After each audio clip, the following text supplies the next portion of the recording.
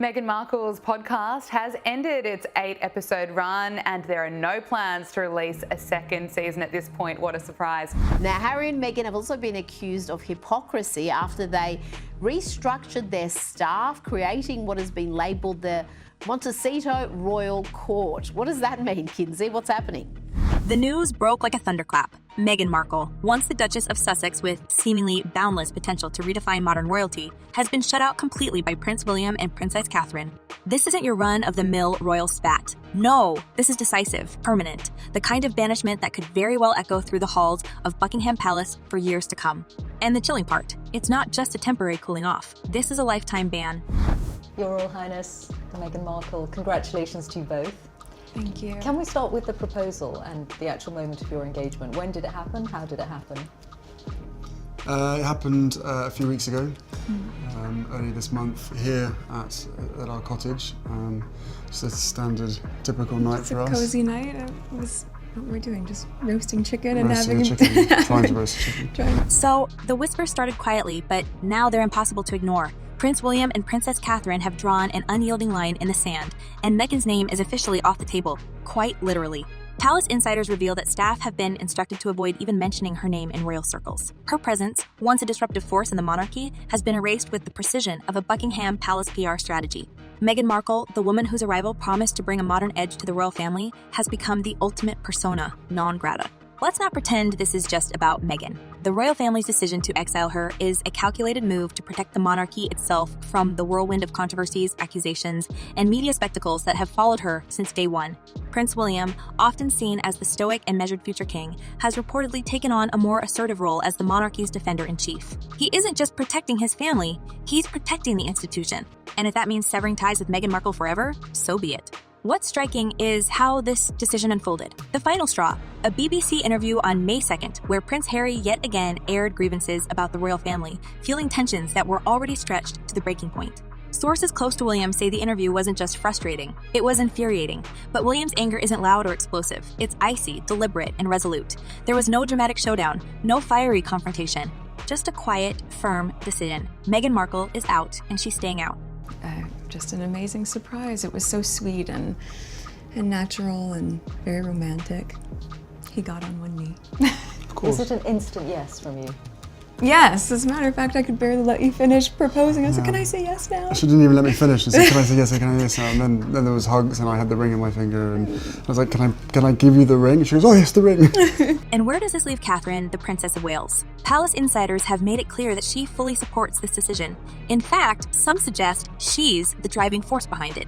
After all, Catherine has endured more than her share of stress, including health challenges that have required her to prioritize her own well-being. Meghan's ongoing presence, even in conversation, was reportedly a source of emotional strain, something Catherine is no longer willing to endure.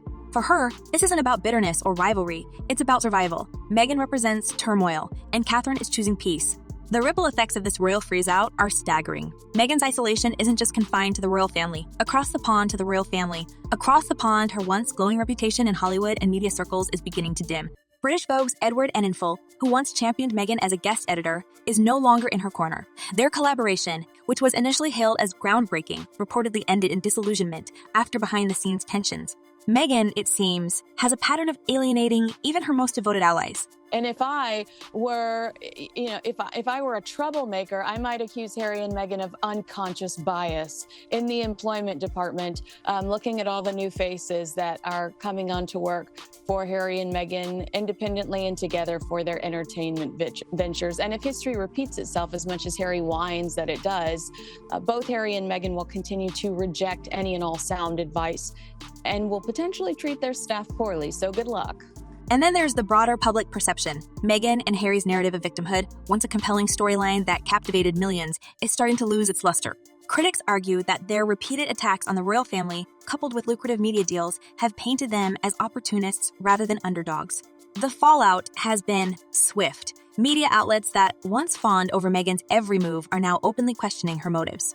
Even Hollywood, a world that seemed tailor-made for Meghan's star power, has grown wary. The allure of being royal has faded, replaced by a sense of fatigue and skepticism. As we've spoken about, this show has completely underperformed. It did not really appear on the Spotify charts. This was, of course, the podcast that she made with Lemonada Media. It's still unclear, actually, about what money has come from this podcast. So originally, when she signed up with Spotify, there was money up front. That deal went south. She signed up with Lemonada. But let's not forget Prince Harry in all this. He's caught in an impossible position, torn between loyalty to his wife and the family he left behind. For now, the royal family he left behind. For now, the royal family appears to be keeping the door slightly ajar for Harry, but only if he meets their conditions. Chief among them: stop airing dirty laundry in public. It's a tall order for someone who has built an entire brand around speaking his truth, but the royal family's patience is wearing thin. And make no mistake, if Harry steps out of line again, that door could slam shut just as firmly as it has for Meghan. For Meghan, the writing on the wall is impossible to ignore. Her attempts to carve out a new identity as a businesswoman, podcaster, and Netflix producer have been met with mixed success.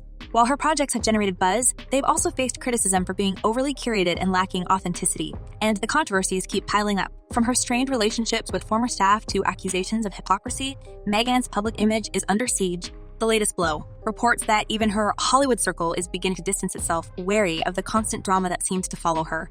I don't think that I would call it a whirlwind in terms of our relationship. Obviously, there have been layers attached to how public it has become after we had a good 5-6 months almost with just privacy, which was amazing. But no, I think we were able to really have so much time just to connect, and we never went longer than 2 weeks without seeing each other, even though we were obviously doing a long-distance relationship. So. And then there's the irony of it all. Meghan, who famously cut ties with her own family, is now facing the same treatment from the royal family. The parallels are striking, almost poetic. Just as Meghan chose to distance herself from those she deemed toxic, the royals have now done the same to her. The difference: the royal family's silence speaks volumes. There are no interviews, no public condemnations, no war of words, just silence. And in this case, silence is the loudest statement of all.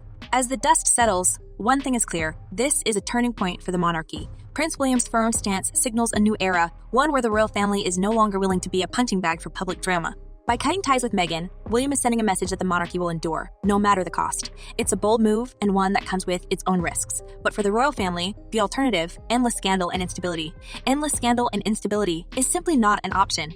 It was really refreshing because, given that I didn't know a lot about him, everything that I've learned about him, I learned through him, as opposed to having grown up around different news stories or tabloids or whatever else. Anything I learned about him and his family was what he would share with me, and vice versa. So for both of us, it was just a really authentic and organic way to get to know each other. So where does Meghan go from here? That remains the million-pound question. But one thing is certain: the royal family isn't looking back. For them, this chapter is closed. For Meghan, it's just beginning. And the world will be watching. And as we dig deeper into the saga, we need to ask ourselves, is Meghan Markle truly the villain of this story? Or is she simply a convenient scapegoat for a royal family desperate to preserve its centuries-old image? The answers are far from straightforward, and that's exactly what makes this unfolding drama so fascinating. What we're witnessing isn't just a family feud. It's a battle for control over narratives, reputations, and legacies. And Meghan, whether intentionally or not, has positioned herself as a disruptor in a system that doesn't take kindly to disruption. And working before that, I've never been part of tabloid culture. I've never been in pop culture to that degree, and lived relatively quiet life, even though I focused so much on my job. And so that was a really stark difference out of the gate. But and I think we were just hit so hard at the beginning with a lot of mistruths that I made the choice to not read anything. Let's not forget, Meghan entered the royal family as an outsider in every sense of the word. She wasn't just American. She was an actress, a self-made woman with a career and a voice. To some, that was refreshing, even revolutionary. But to others, particularly those within the tightly controlled world of the monarchy, it was a threat. Her arrival was like a storm rolling in, shaking up traditions and forcing the palace to confront questions about race, gender roles, and the very idea of what it means to be royal in the 21st century. Is it any wonder that tensions began to simmer almost immediately? Of course, Meghan didn't exactly shy away from confrontation. From the start, she made it clear she wasn't going to play by the old rules. She openly discussed topics that were considered taboo for royals, from mental health to financial independence. And let's not forget the infamous Oprah interview in 2021, where she and Harry dropped bombshell after bombshell after bombshell, accusing unnamed royals of prejudice and neglect. For fans, it was a brave act of truth-telling. For the palace, it was an unforgivable betrayal. The fallout from that interview is still being felt today, and many believe it was the moment Meghan sealed her fate with the royal family. There was this story that Meghan, had her people approach someone about a divorce book. But I mean, imagine if Meghan left Harry, it would destroy her reputation. She would be eviscerated publicly because she's already slipped into this kind of category on social media, the way that pop culture commentators talk about her. They lump her in with Amber Heard, they lump her in with, these other famous women who are perceived as, being narcissistic or, being... But the real question is, does Meghan care? By all accounts, she seems to be moving full steam ahead with her new life in California. She's launched a lifestyle brand, signed lucrative deals with Netflix and Spotify, and even started her own podcast. On the surface, it looks like she's thriving. But behind the scenes, there are whispers that all is not well. Hollywood insiders say Meghan has been struggling to find her footing in an industry that values authenticity above all else. Her projects, while financially successful, have faced criticism for feeling overly polished and lacking the raw emotion that made her early interviews so compelling. Both my parents and my close friends were concerned because we got very quickly swept up in a media storm that, as I shared, was not part of my life before that, but they also had never seen me so happy. And I think also once my friends... And yet, some argue that Meghan's struggles aren't entirely of her own making. Hollywood is a notoriously fickle world, one that often devours even its brightest stars. Many in the industry have noted that Meghan entered the entertainment world's elite under the most unusual of circumstances, not as an actress, but as a former royal. While that gave her a level of intrigue and fame few could match, it also placed her under a microscope. Every misstep, every perceived contradiction has been magnified tenfold. For someone trying to establish herself as a serious entrepreneur and media mogul, that level of scrutiny can be suffocating. What's more, Meghan's attempts to transition from a royal identity to a Hollywood brand have put her in a strange limbo. She's no longer part of the royal family, but she's not fully embraced as an A-list celebrity either. This has made it difficult for her to build the kind of network that others in her position might rely on. Reports suggest that some A-list stars are hesitant to align themselves too closely with her for fear of being drawn into the ongoing royal drama, while others simply don't see her as one of their own. It's a tough position, and one that's left Meghan fighting harder than ever to prove her worth.